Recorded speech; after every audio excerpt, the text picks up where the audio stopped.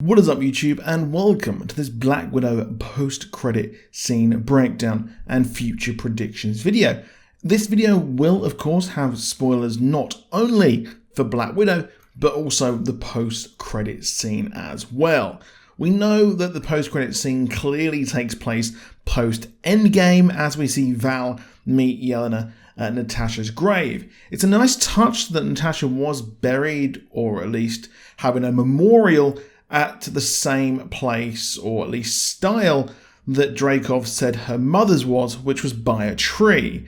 Now, Val first turned up in Falcon and the Winter Soldier to help out John Walker and would later turn him into the US agent like he was in the comics. Now, she was originally supposed to have her debut here in Black Widow's post-credit scene, but this was swapped over due to the pandemic, and we got the surprise cameo there in Falcon and the Winter Soldier, and I have to say, Julia Louis-Dreyfus has been superb as this role.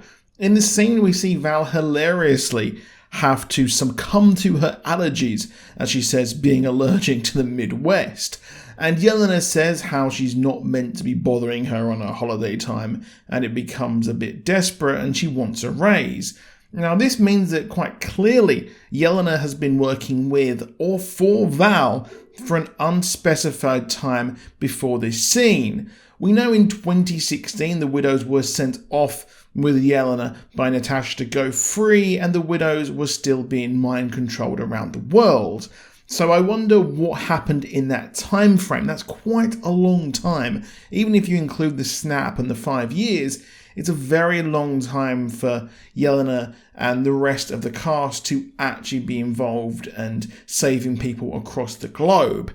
And no doubt someone of her stature, Yelena's stature, who is almost equal to the Black Widow herself, Natasha, would actually have attracted the attention of someone like Val. And we haven't seen Val before 2023 in the MCU, and she's quite clearly in the moral grey area of the US military or even the government. Very, very little is actually known about her, and really the status quo of this post-Endgame world isn't really known. We've seen, of course, people trying to vote and send the refugees back, which form the basis of Falcon and the Winter Soldier. We know Sword are quite powerful as of WandaVision, and Loki, well, heck, what is going on in Loki? We know that in the comics she was part of the European elite, and due to her parents dying was recruited to S.H.I.E.L.D. and had a relationship with Nick Fury, to put that lightly. However, she secretly joined Hydra later on in Secret Warriors, and joined Hydra taking on the identity of Madame Hydra. But all this time she was working for Leviathan, even during her S.H.I.E.L.D. days, and was a Russian sleeper agent, and later joined a group called Janus, that is Janus. It's relatively new of a cable of major players in Marvel, featuring G.W. Bridge and, well, Monica Rappaccini of AIM, and I probably butchered that name before you comment. We know now that, well, we have two people recruited by Val, Yelena and US agent, like she said. The latter has been noticed, and having taken the super soldier serum and killed that guy from the Flag Smashers, he is incredibly valuable to the hidden figures of the Marvel Cinematic Universe. There were many rumours before the movie came out that we could be seeing Secretary Ross form his own version of the Thunderbolts, with Taskmaster and Yelena joining them, or even a Norman Osborn debut, but it looks like we're getting our own version of a dark version of a Nick Fury recruiting the Avengers, with Val here recruiting her own super team on behalf of other people.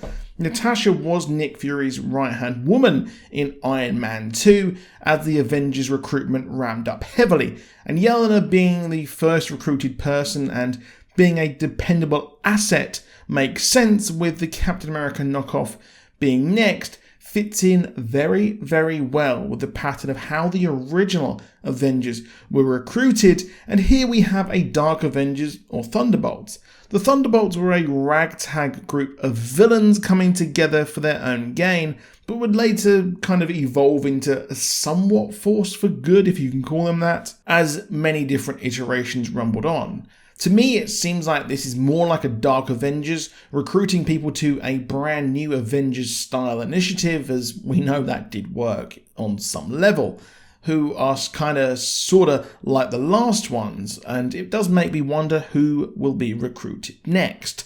However, Yelena is given something, a dossier on Clint Barton, and I imagine this is what she has been working towards, possibly hopefully getting revenge for Natasha.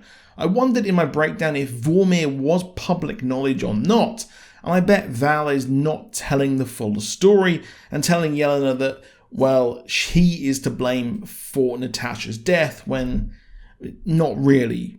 But we know we're getting a Hawkeye TV show which will feature Haley Steinfeld as Kate Bishop, and it is rumoured the Tracksuit Mafia will be in there as well, of course, Russian Mafia.